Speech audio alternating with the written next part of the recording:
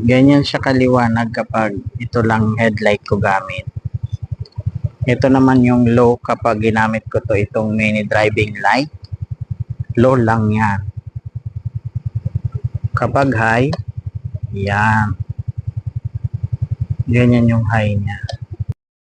No video, no return, no refund. Kaya i-unpack na natin ang ating parcel.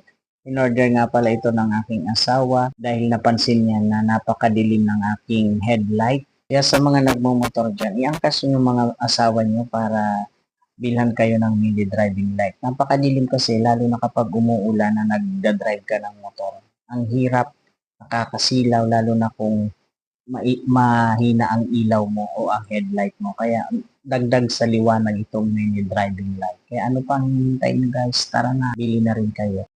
First order. Ayan, New Max DSK.